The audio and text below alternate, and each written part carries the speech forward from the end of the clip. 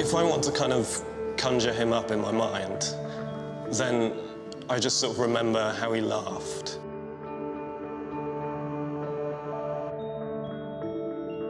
And how a smile would break across his face. Fuck.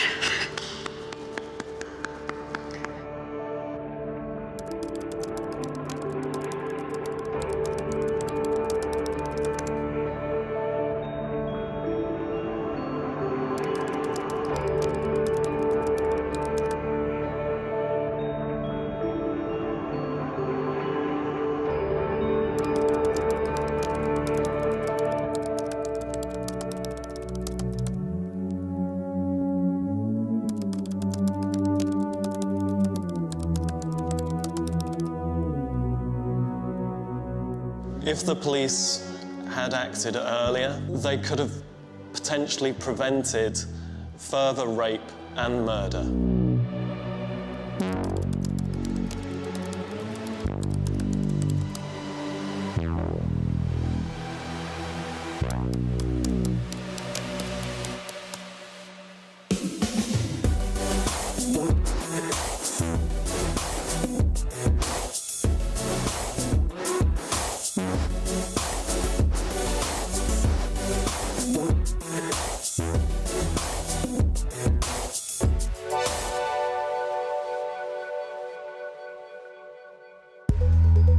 I met Gabriel online.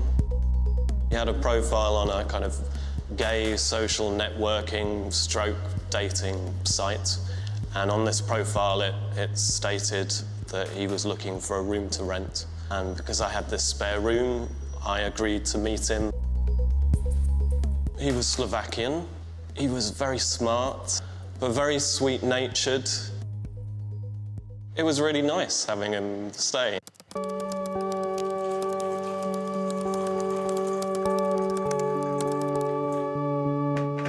can remember being quite sort of surprised by it. It all seemed quite sudden, and he was going to move out maybe like the next day.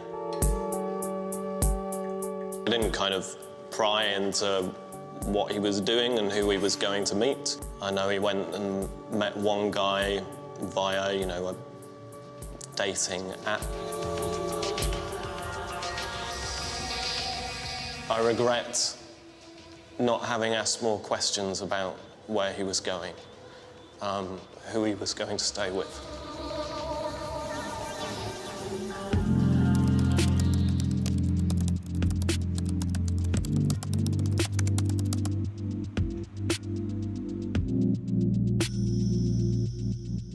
So less than a week after he'd left, I was working from home and 4 police turn up at my door. And they tell me that he's been found dead in a cemetery.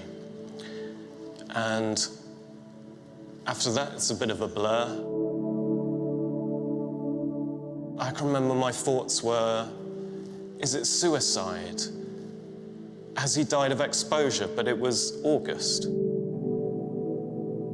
So you're not just dealing with the fact that your friend has died. It's the horrific circumstances and this mystery. And I guess that was why I felt compelled, even at that early stage, to understand and know what happened.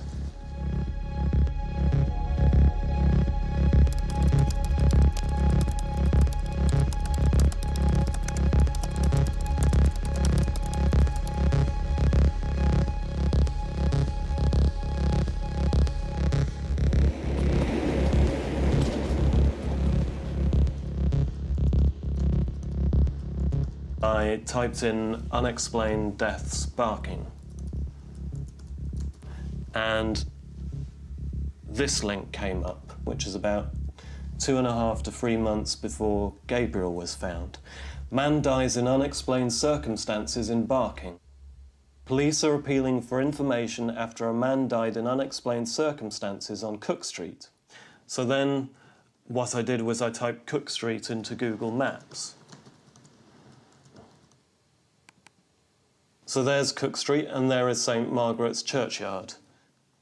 It's like a stone's throw, a couple of blocks away. That feeling in the pit of the stomach that there's something wrong here, that's too close. They're too similar. Young men found dead in the same circumstances, that close, mere streets away. It made me suspicious. It seemed suspicious. I can remember checking Gabriel's Facebook page because I figured if other people knew he was dead, if his family knew he was dead or his friends, that there would be some sign of it on his page, people posting things. And there wasn't. It concerned me that it was taking the police that long to contact them.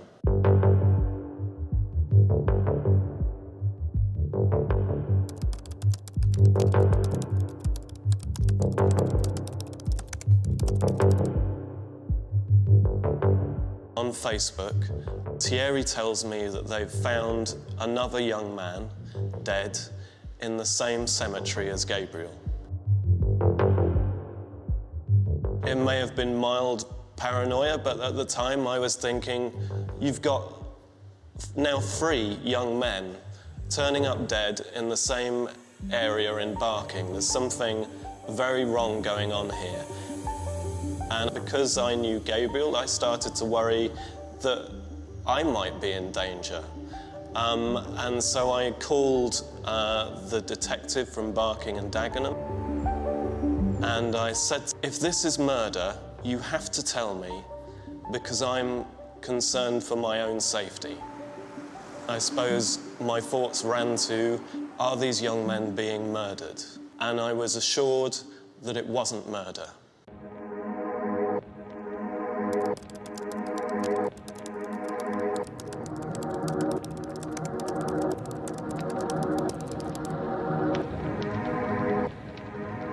Thierry is talking to someone online who claims to have known Gabriel whilst he was in London. And this person is saying that Gabriel and Daniel, the 3rd death, that they were together at a party in Barking, essentially a drug-fueled orgy. So he says, young guys, loads of drugs provided by older guys. They take advantage of the young ones when they are passed out. One collapsed, and when he woke up, one was fucking him. They say these parties last 3 days non-stop. They give them shots with dope inside and coke. So I'm thinking, older guys drugging younger guys, raping them but with fatal consequences. Is that how these deaths are happening?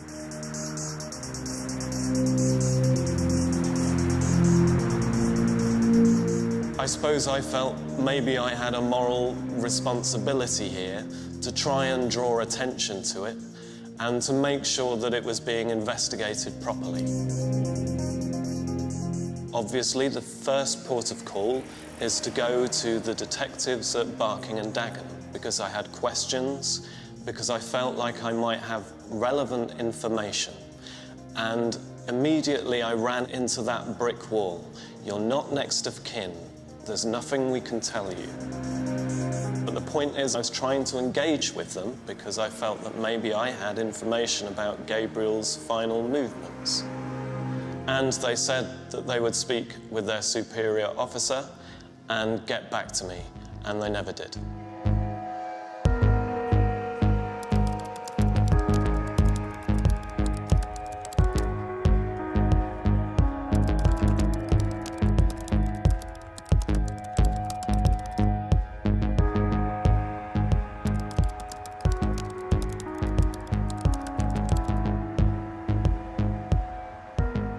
Called the police and they said, we've got a guy and he thinks he's got relevant information.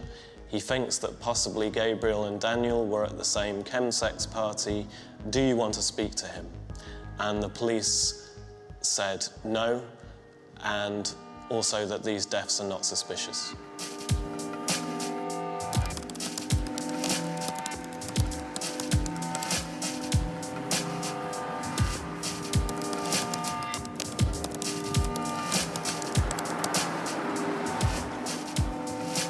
In preparation for the inquest, I made a document and I put in it the information that I had about these drug rape parties. Parties where older men are drugging and raping younger gay men.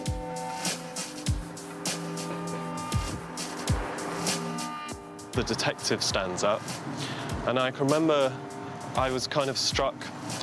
He didn't seem like he was on top of things. It all looked quite disorganised. I can remember the coroner asked him for phone records, maybe Gabriel's phone records, possibly to try and ascertain whether there was evidence that Gabriel knew Daniel. And I can remember him flipping through his ring binder and he couldn't find them. And he just said he couldn't find them and they had to move on. I was surprised by how disorganised and flaky it seemed.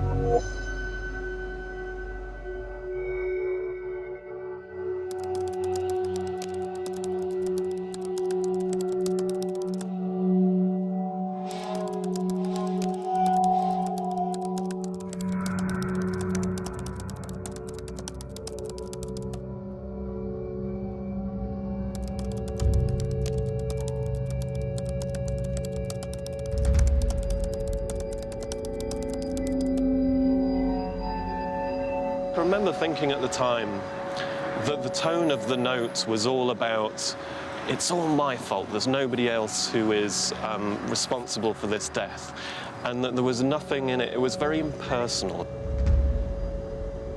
The note didn't make any references to any of his family members, so I had my doubts if the coroner was reading it out. But I think immediately afterwards she asked the detective whether they checked the handwriting, whether they checked it with the family, and he said yes.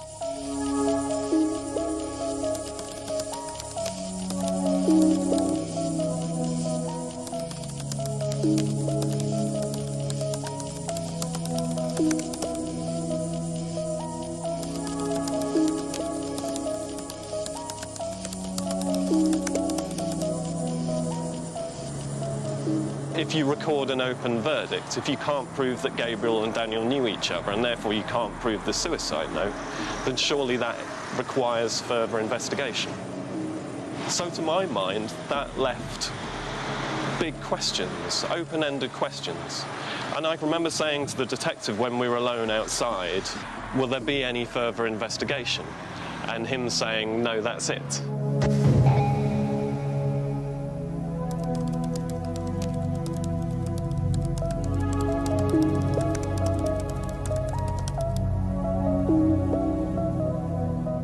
I get this email from a detective at Serious Crime Command saying that another body has been found and they currently have someone in custody that they are questioning at that moment for murder, for that death and for Gabriel's. So I am then alone in Kathmandu knowing that back home a man is being questioned for the murder of my friend, and that all my worst fears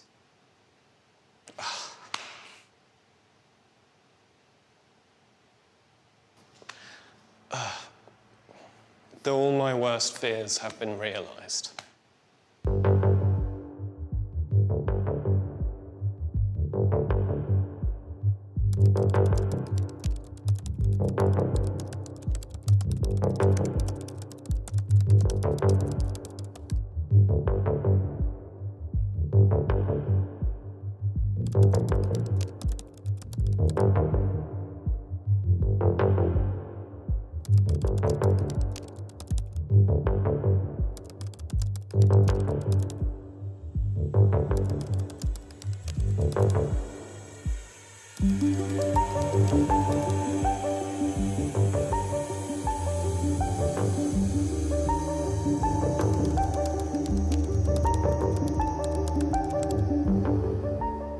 As it transpired, the man who had been messaging Thierry, who had been describing these chemsex parties, these parties where older men are drugging and raping younger men, was in fact the killer Stíven Port.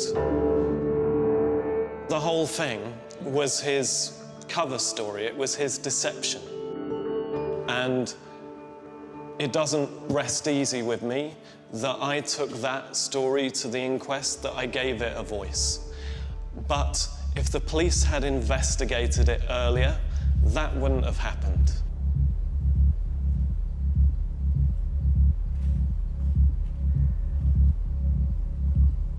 If they'd have followed that trail back, that Facebook conversation, it would have led them to Stíven Port. If they'd have investigated thoroughly at the beginning, if they'd given the first death the significance that it deserved, they could have potentially prevented further rape and murder.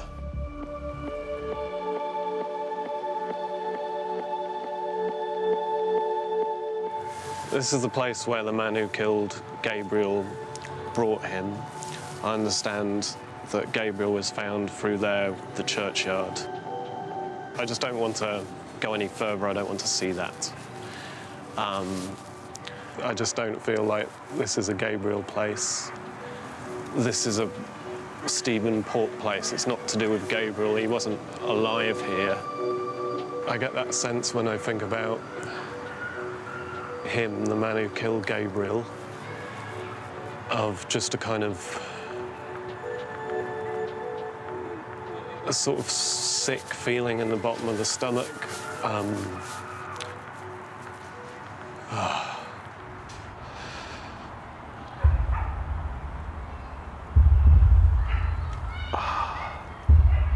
It just doesn't feel right. I've got to go back out, if that's all right.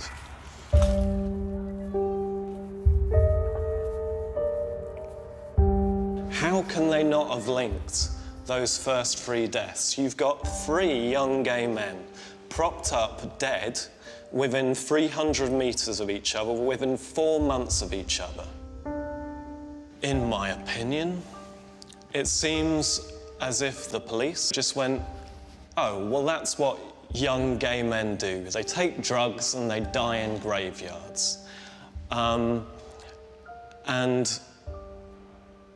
I wonder, would it have been the same if these had been young women? Homophobia is a strong word, but I think if you only encounter a community or a group of people by policing them, that potentially you develop a prejudice about that community. And I'm therefore left wondering whether the problem is there is a lack of diversity within the police force, that they are still seeing the gay community as something other. And I believe that they just wrote off these victims as gay druggies. That's what happens. Gay people take drugs, they overdose. So the truth is not that Gabriel was present with Daniel Whitworth at a chemsex party. The truth is that he was drugged and raped and murdered by Stíven Port.